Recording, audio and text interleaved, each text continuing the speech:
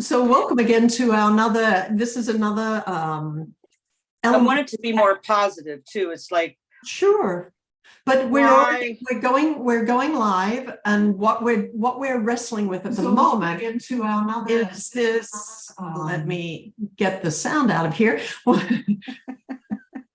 So we're streaming this just Okay. for what the heck. But so what we're looking at here is what Marilyn is wanting to really look at the moment is, and have you said yes, it's okay for you to be streaming live? I think I hit got it. That's Yeah. what it asked me. Okay, Yes.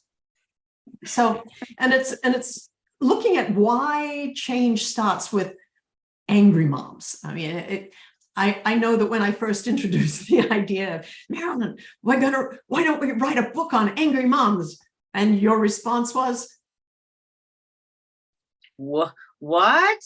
Huh? Why angry moms? why angry moms?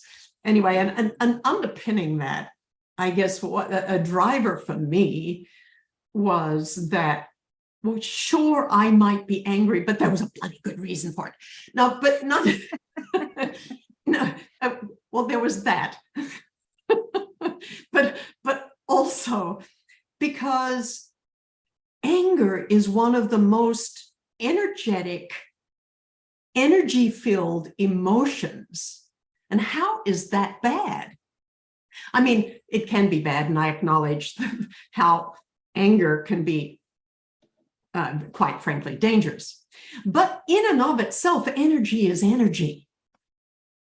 And the real question becomes how do we use that energy? And so an angry mom isn't by definition, a danger to society, but is perhaps one of the most motivated and energetic parts of society. That's at least the way I look at energy and what it is. I mean, even when you look at, a lot of people think money drives everything, but what is money? In a way, it's just a form of energy, a way that we've agreed to giving and exchanging and sharing, quote unquote, energy, or the ability to get stuff done. So I like to look at things from that perspective in terms of energy, and as an emotion, just break the word down. It's emotions are all about movement. They are all about energy and energy exchange. And so to me, that if you got angry moms, wow, that's wonderful. You've got this whole amazing source of energy. How can we use it better? So that was where I was coming from. And I guess it took you a moment to see not the negative judgment of it. Yeah, and that's heaped on it plenty, don't I know? But underlying that, which is what gets me excited, is the energy component of it, and then how to channel it, how to utilize that energy for productive, desired change. So that was the pieces that I saw about angry moms. And then there was your experience. I first put that out there, which was I wrestled with it for quite some time because of the culturally kind of negative connotations when women are angry, less so when men are angry. It's a more of a positive. Oh, he's got the fight in him. He's, it's kind of like an admirable quality, not when men rage and get out of control, right. But but the sense of being angry and in the sportsmanship kind of thing, where they lose a game and they're throwing their helmets down, and then they turn around to the camera and they say, but the next game, we're going to take this energy and we'll be back and we'll win, that kind of thing. So there's more like a positive cultural, whereas when women get angry, there's more of a sense of danger, Will Robinson to throw back to my young years. But it's like, things are not good here because mom's mad. And there is a tendency then, at least in my family, I don't know about yours or anyone else's out there, but I will wager some similar responses. Everybody scatters. Yeah. You know, nobody wants to deal with mom when mom is angry. No, And everybody walks on eggshells, and they're happy to say so. yes, yeah. And so I think the reason why the first, and this is a series of books that we're hoping to put together on conversational skills in various different settings, based on our professional backgrounds and such. But in the relationships closest to us, in those familial, very close relationships, the angry mom is kind of almost the stereotype of basically how people grow up with their concept of mom as, mom's the source of love and sustenance, and dad's the source of, good times and jokes and all of that. I mean, these are stereotypes, but they come from somewhere. I mean, the stereotypes don't emerge for no reason. Yeah, for no reason. There's something to them. Well, I wanted to get to that because I wanted to quote an anthropology teacher, professor, who said it quite bluntly. And after her study of different, she went to different islands and cultures and, inner city and studied all these different cultures and came up with an understanding of why the relationship is the way it is in the family, where the mother figure is the hub. And so, the mother figure, whoever takes that role, is the hub of the family and kind of takes on the burden of the family. In other words, the angry mom is the quintessential icon for the other, words under the, maybe in the footnotes, dysfunctional family, which from all my readings of dysfunctional family and nearly 28 years of working with families in crisis, dysfunctioning, I think every family is in some way or another dysfunctional.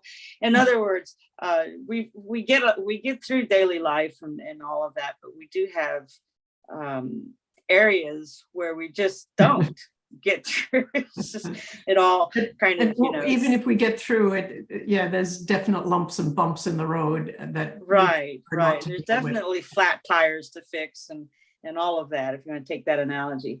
But anyway, this anthropology professor said, she said, I sum it up this way. She goes, women are incubators and men are donors. And there's a fundamental difference in the mentality and in the relationship, because when you in womb, and she goes, now that can be done physically, or if you're adopting a child, there's one who takes that role of just, in wombing that whole process, even though the other person's participating. But there's a process in anticipating the birth and initiating it and doing all of that. But women tend to be the incubators. We in-womb that life. We are connected, she said, by water and blood and sinew and muscle and everything that we eat, they eat, and everything that we feel, they get the very reverberations of it.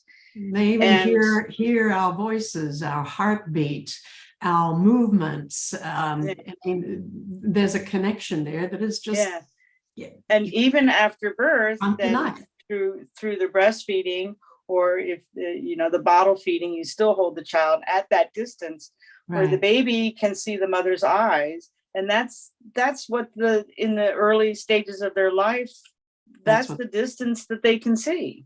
That's all the distance they need to see. Yeah. So even in the early phases of their life, in womb and out of womb, um, um, there's a connection that's made that is rather inescapable. Mhm. And it's not that fathers don't love; they do intensely and Of course. wonderfully and Yeah. all of that. But it's different. It's different, and Mhm. by necessity, it's different. Um, and so that's why I think while dads get angry, they tend to just get mad and walk out the door. Mm. Moms tend to, at least in my case, with my kids as they grew up, I got mad and I chased them around the house. I wouldn't let them go. There was more entanglement there. I think Yeah. that's the word that And comes I up. think There's more entanglement, as wonderful absolutely. as it is.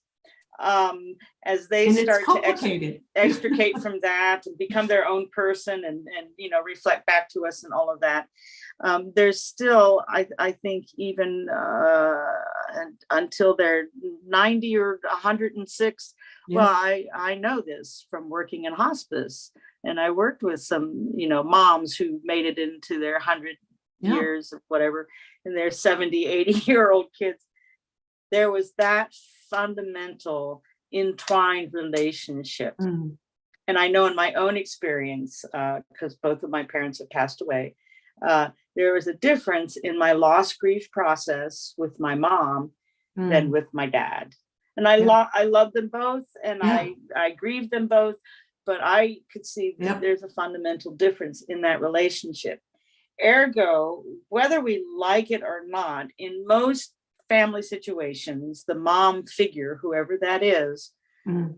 has the onus, the burden of making those fundamental shifts and fundamental changes. And I think I called it earlier an exquisitely painful Mhm. paradox. Mhm.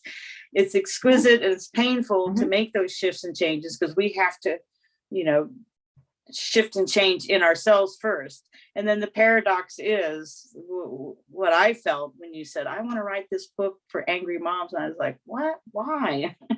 um, and, but it was as I wrestled with it that I realized, yeah, I want to do that. I want to make some shifts and changes in the relationships with my now adult children. Yeah. And have that's why the book is unfolding in an exciting and fun way for me, in that I'm applying, the application of the tools, the communication skill set that you've uh, put together as LAMP, which Mhm. light the lamp. But they are essential skill sets, and you can employ them in different ways. There's no one better than the other. It just depends on the situation. But I've begun to notice, effective change in the conversation with my adult children and even with my ex-husband. So that's not so bad. Pretty good. And I guess there's a couple of other ways and this is part of why I think how working together works, is because we approach things from quite different perspectives, and yet at a most essential way, it's still, a common experience and common goals and objectives. So there's alignment there. But that entanglement, and I love the use of that phrase there, because it's like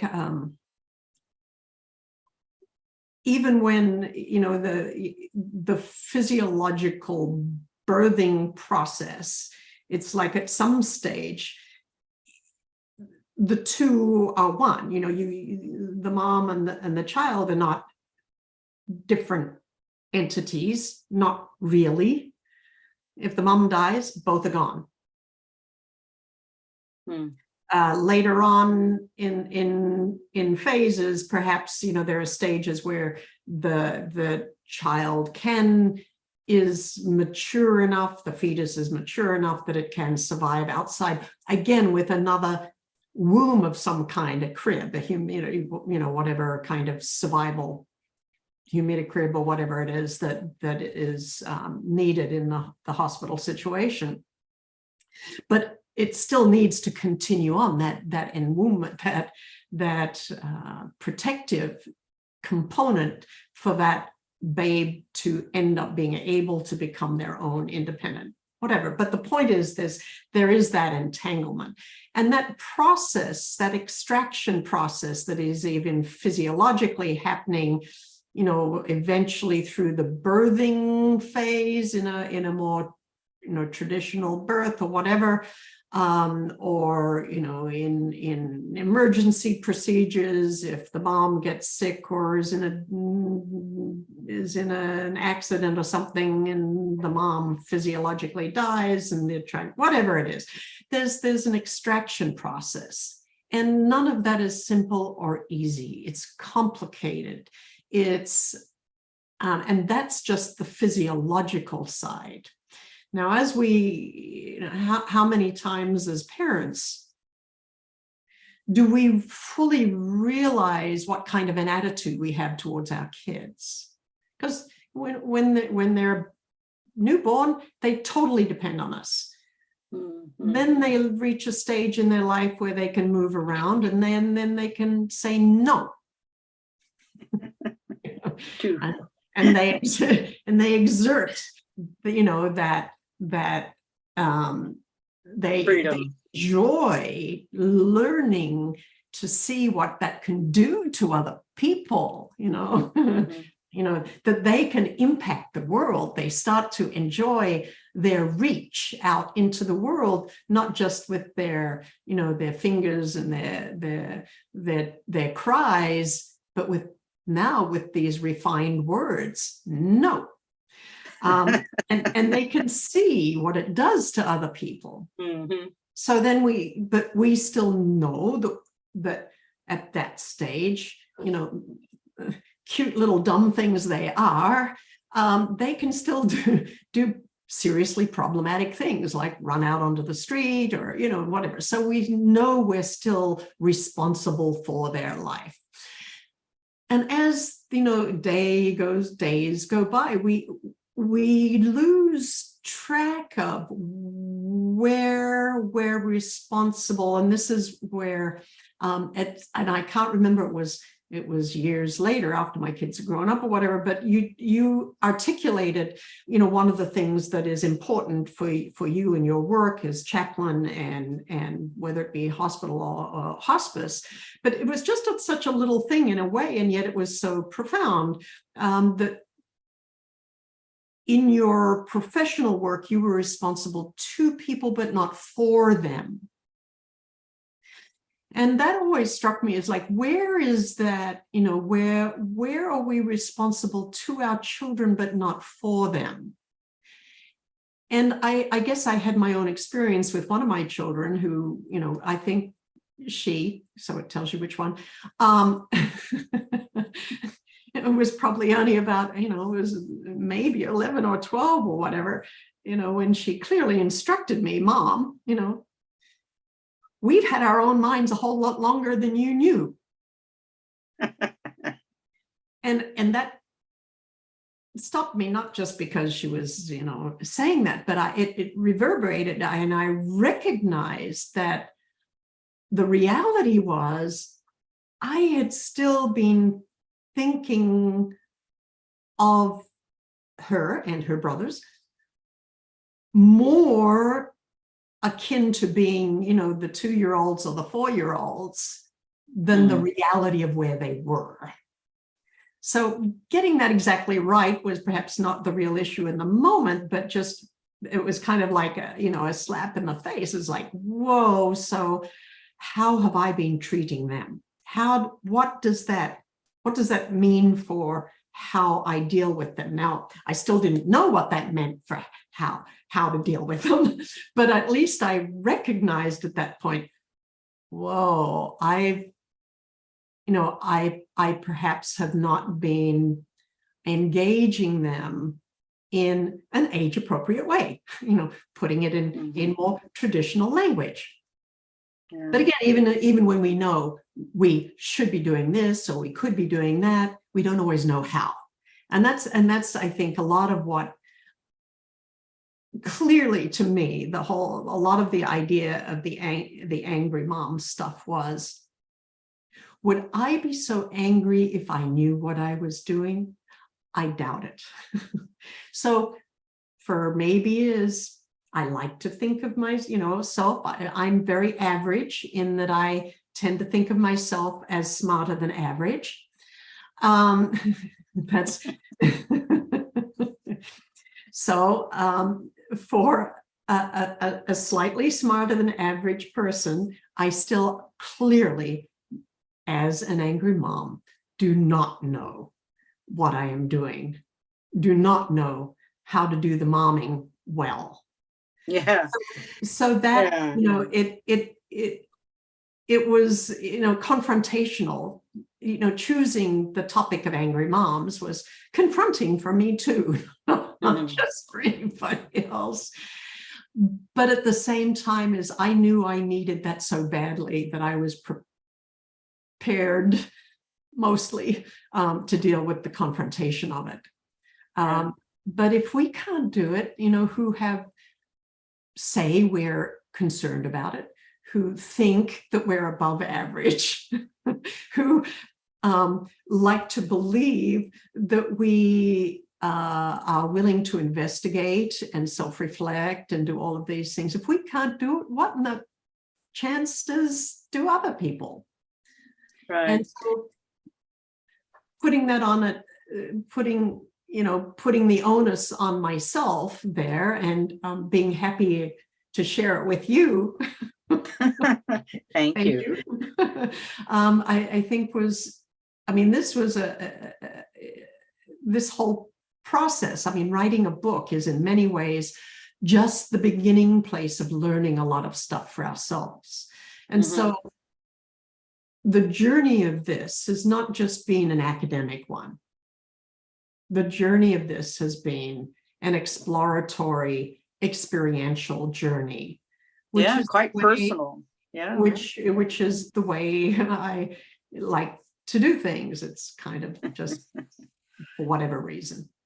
And it's challenging. It's not simple, and it's hard. And yet, again, part of it is just what we've learned, we do want to be able to put out there as something for others to consider and or build on.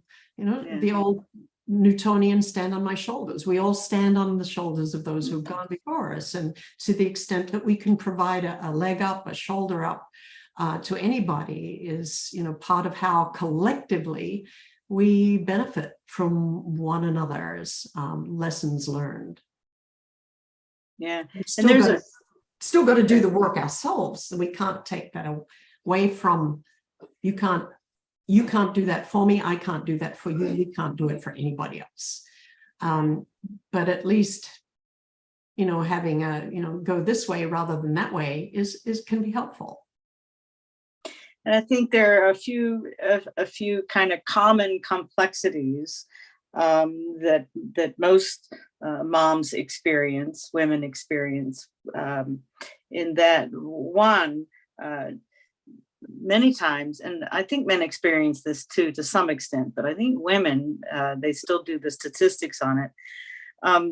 So we go out into our working world, whether we're career women or, we might be a traditional housewife, but they don't stay in the house 24/7. They have committees to go to, and they do things with the school and with charities and whatever. They're active in groups out there. Social contribution. Right. They're making a social contribution. They should be paid, but anyway, we women, we go out of the house and we do things in a, either semi or professional manner. And many of us excel at that. We have to, in order to compete, we have to be better than, our male counterparts often. Less so nowadays, but boy, when you and I were coming up into the corporate world, you had to, you had to pedal harder and faster and just to get half as far. And so we do this amazing stuff out there in the working world. And then we come home and we're like, blathering idiots sometimes, not always, but it's just like, first of all, we're tired and our counterparts are tired, but they got their feet up already and watching TV or whatever, reading the newspaper as my dad would do. They have the controller. Yeah. So, so they already, and my dad would read the newspaper like this. He was behind it. And I don't know about other dads, but my dad found that was his protection. That was his little man cave, was he wouldn't read the newspaper flat down. I like that. And so then the TV, the control, whatever. Yeah. And so we come home and then we're not very capable, and that's such a contrast, and it's so frustrating. How can I run committees at work, and I was in management, and I taught people how to do things, and handled conversations with neurosurgeons and the like. I at least understood the basics of what they were talking about. Because I would work with them on brain death scenarios, and we had to counsel families, and they would explain it and then leave the room, and the family would look at me and, what did they say? And I had to reinterpret that, and was trained to do that, so could do it in a responsible way. But there you are, we're doing these complicated, and you walked across the street to the United Nations and had to negotiate with all kinds of ambassadors and all the minions around that, and negotiate through all of that. So it wasn't that we didn't have the skill set for communication, but we didn't have the skill set for those familial closest to us. And one of the things that the components of understanding that is just understanding how our brain functions. Right. That fear and anger are a definite part. That's our fight or flight response. That's how we've survived for millions of years. Yeah, they're core to who we are, and it's not bad, but it's just reality. There, right? It's reality. Yeah.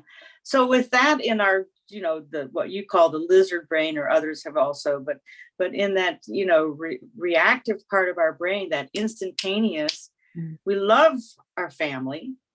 And of course, as you say, a little kid can run out into the street, that's our worst fears.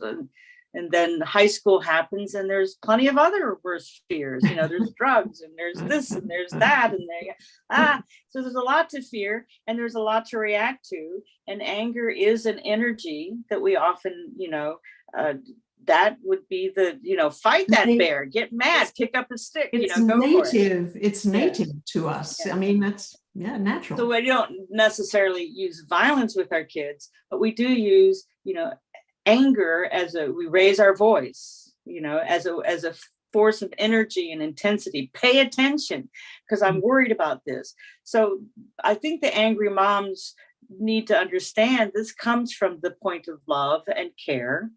It's just that that's not good communication necessarily. And when we recognize that there's this disparate, this split from what we, our care is being shown by a raised voice that nobody wants to listen to. It's like, how do we why are these two so far apart?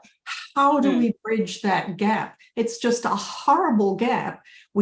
Because then we get frustrated, and it's a frustration because of not knowing, not because the situation innately calls for it. But then we've got this next layer of dynamic that we become aware of that is just untenable to us and to everybody around us. But again, it comes out of the reality that here I am, I care, I'm seriously motivated about something, but I can't put these two together. And that's such an extremely frustrating situation and circumstance to be in. And when we don't know, then all we do is even get more angry and frustrated and Mhm. tense and horrible to be around. And so the core challenge of knowing how to deal with those difficult conversations just simply explodes rather than dissipates. And so that's why that's such a core skill set that then we do, when we don't have it, do we pass on that knowledge to our children? Right. We share that knowledge with our soulmates and spouses and partners.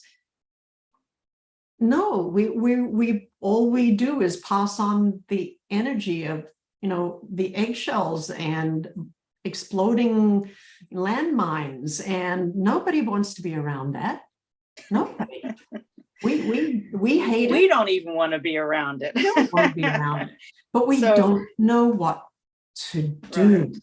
Right. So anytime somebody, and this is, as you know, Marilyn, one of my perpetual frustrations in life, and it goes all the way back to where I articulated it very clearly, was in my English class. And one of the reasons why I hate writing so desperately is because my English teacher would hand me back all of my, you know, best made efforts at writing, and it'd be all red, and not one piece of that red would be an explanation of what to do. It was all about what was wrong.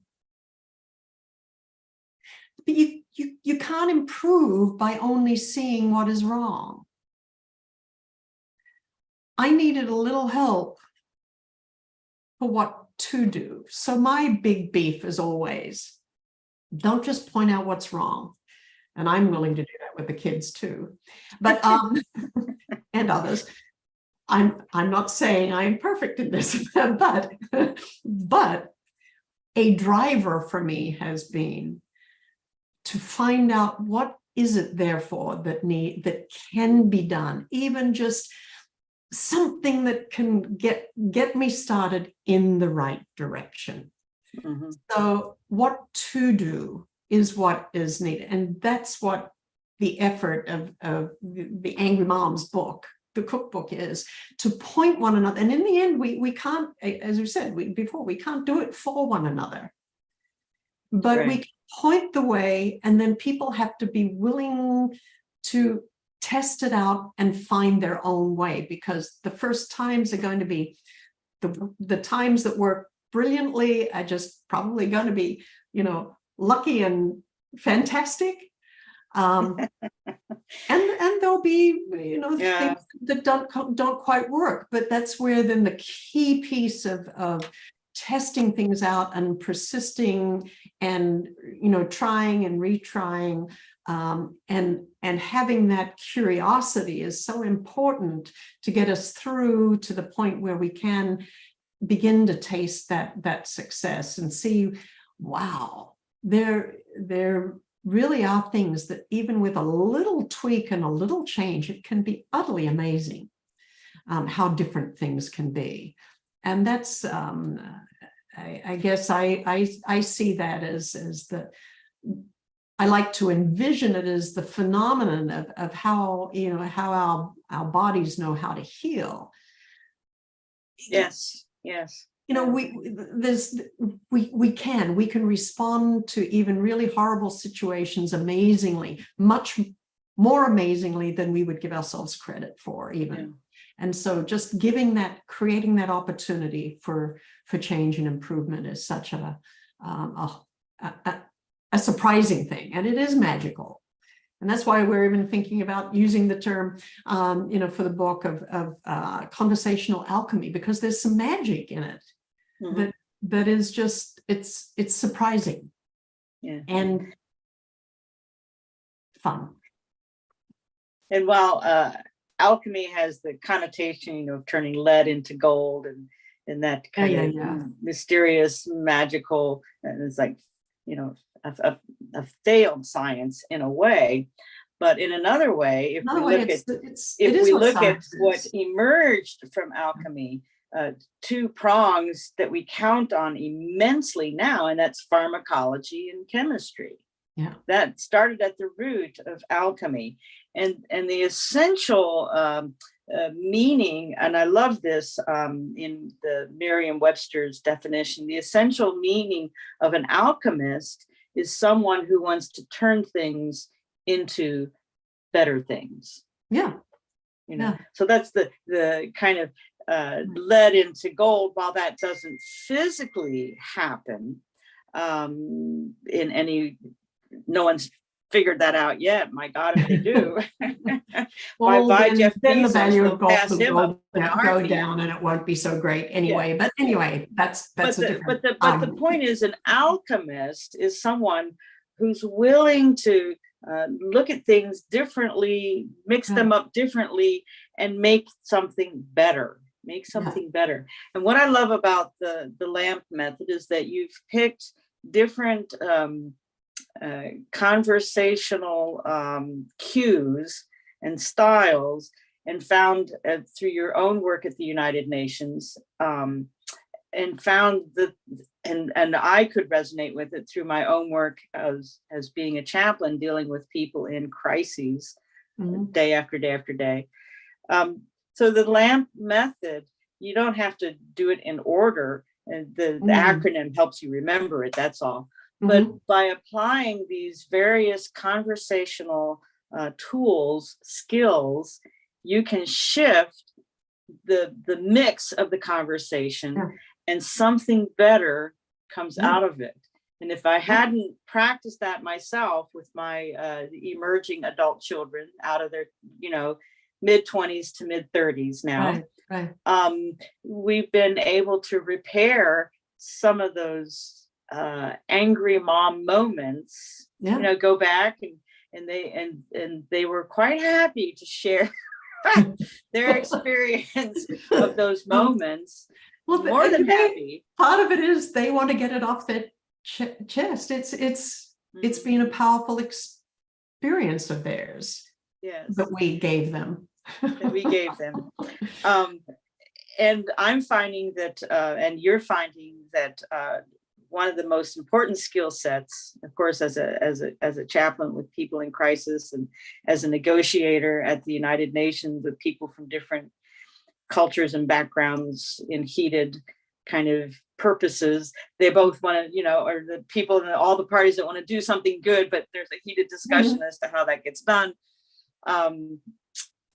But what I found was developing first and foremost my listening skills. And I thought, man, I do this for my work, but I realized that when I came home, I was like, oh, I don't have time for this, And time is one of those. I think time is a factor in the bigger picture of moms, angry moms, that we all can recognize is not in our favor. And even it's very, very simply from the point, and yet it's a huge factor in negotiations, in relationships, in almost anything. Time is its own entity, and that confounds physicists, it confounds philosophers, it confounds absolutely angry moms. But you come home, like you were saying before, you come home from a full day of work, and the first thing you want to do is put your feet up and pull up the newspaper, or sit mindlessly in front of the TV and let somebody else do the thinking for you.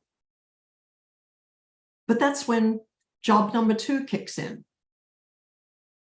and getting things to happen in a household is a work of its own. It's a lot of little details. That's why it was a full-time job. But in this day and age, where you have this supermom syndrome, and is it called a syndrome? Yes, and some, sure. And of course they're sick in it.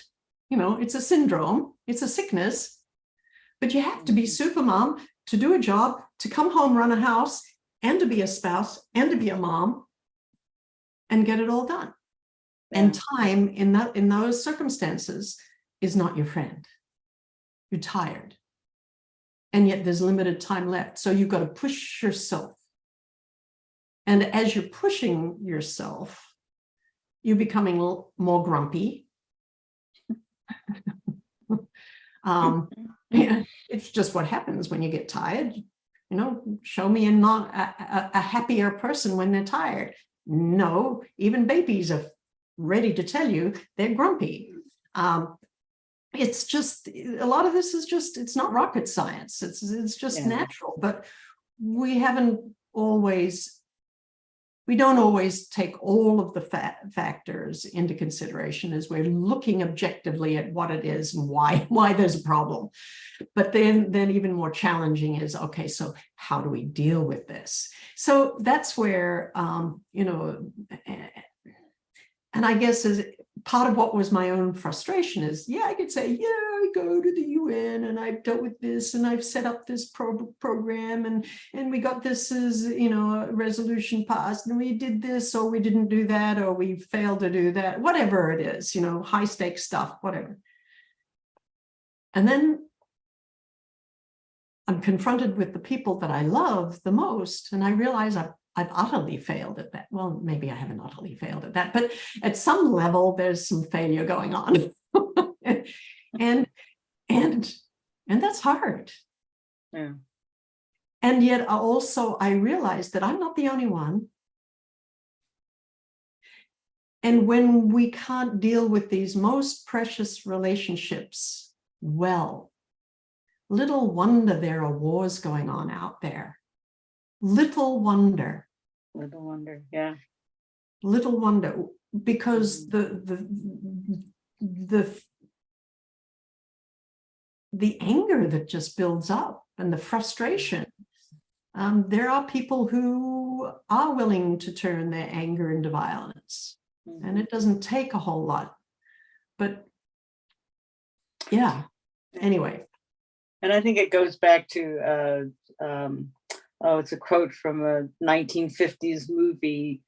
I might be wrong here, but Cool Hand Luke, when he stumbles out of he escapes from prison and stumbles out of the building where he's been hiding out, and his cop cars and whatever, lights blaring at him. He goes, "What we have here is a failure to communicate." And it's like, no, I can't even remember if that's the movie or not. I sure remember that as the quote. Yeah. You know and it's a confrontation with people with guns pointed at them and headlights.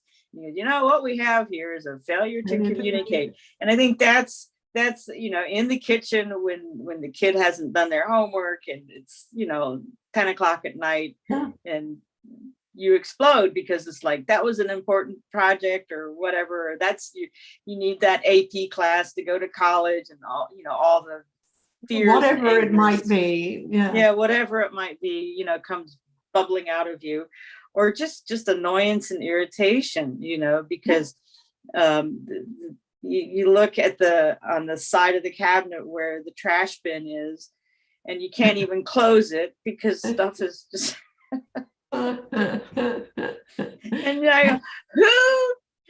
night was it to take out the garbage? Right. And you can't even do that. So and naturally they've all scattered, they're all gone, they're all upstairs. Yeah. So there we are, and there are statistics still appallingly bad that women in whatever, even without children or whatever, they're living with their partner in an apartment, and they come home and there's still 65% of it's left on them. Yeah. So and it's not like they're not doing nothing. It's just that the expectation is whatever they don't get around to, you will. And so there's so many levels when you're living daily life with people. If we leave it long enough, of course she'll take care of it. Yes. Yeah. That's the dishes in the sink, the whole thing. So pizza boxes still open with in the summertime with the flies, and you just go, what?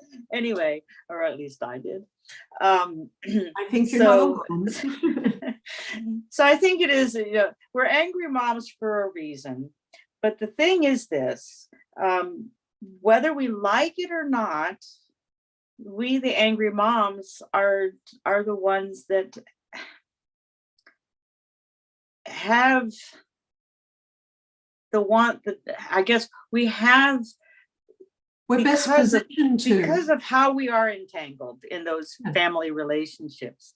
we're the ones also that in the best position Yeah, to do we're in something. the best position to make those changes. Yeah. And so if we look So- around and say, you change, you change, you change, you change, nothing will happen. Guarantee. And part of what then becomes, it's like, now I've got to do this too.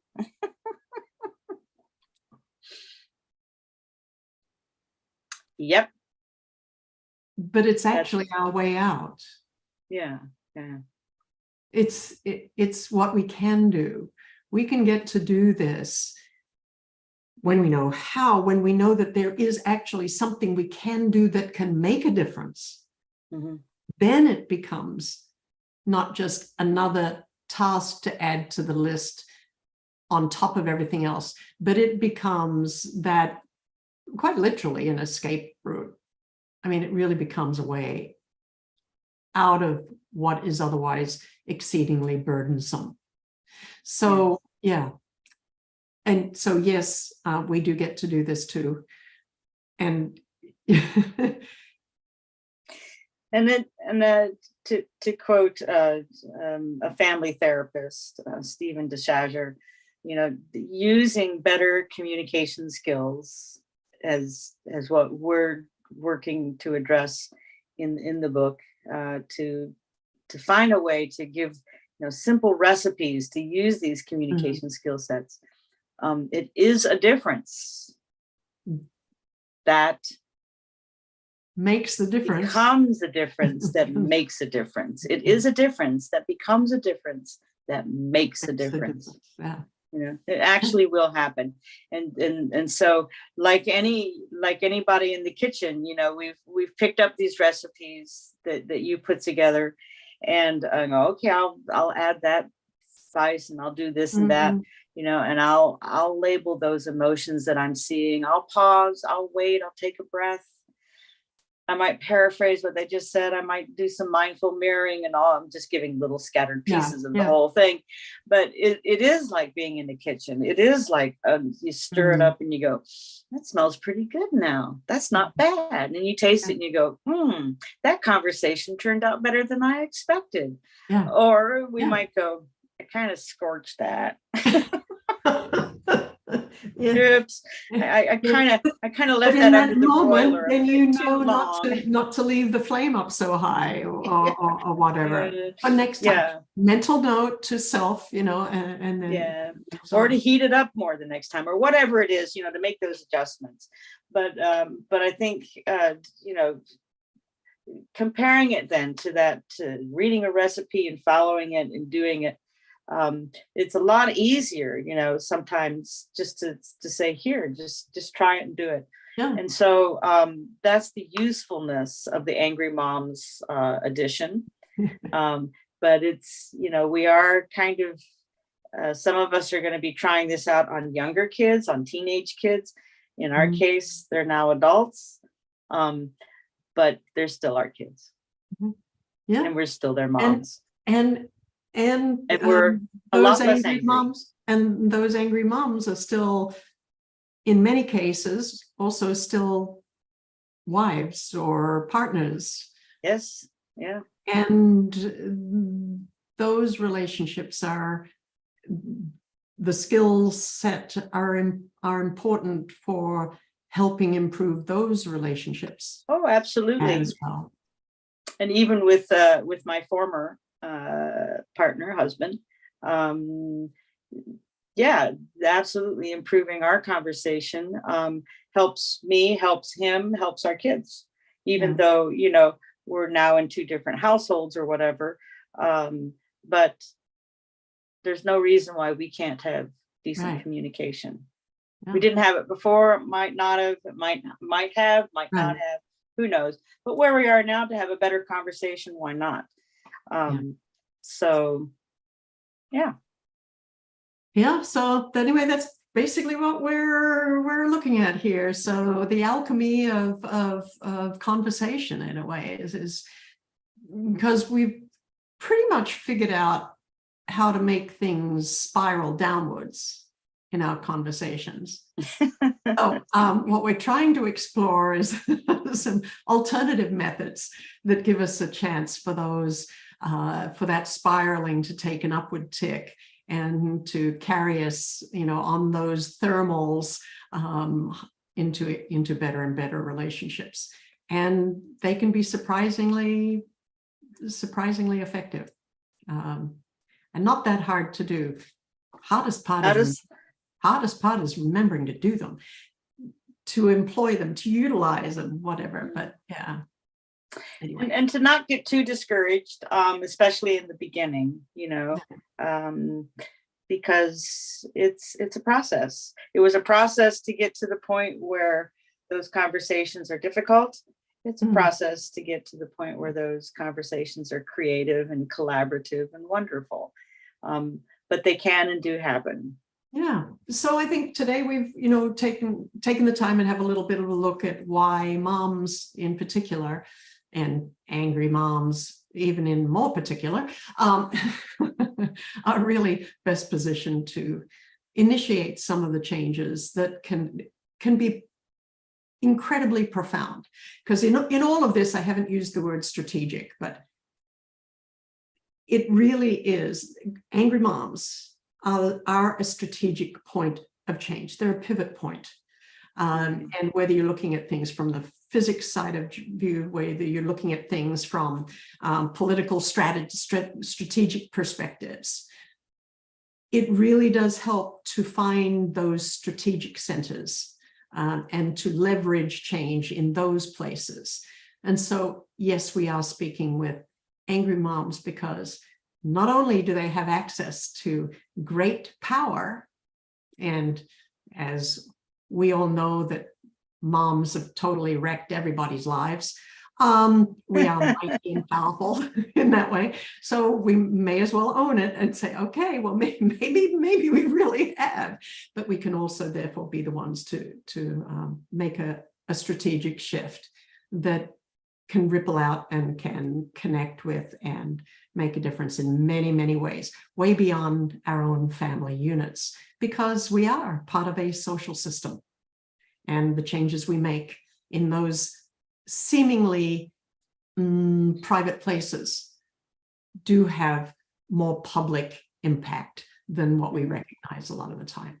So we'll wrap that up. I think we've chatted for enough, and we'll come back again and add some more thoughts to the mix as we move on through the process, our process of not just writing and researching and putting all the words together, but testing it out and learning from the situations ourselves. And we look forward to sharing that with you. So we'll see you same time, same place next week. Maybe. We'll see. Thank you very much for joining us.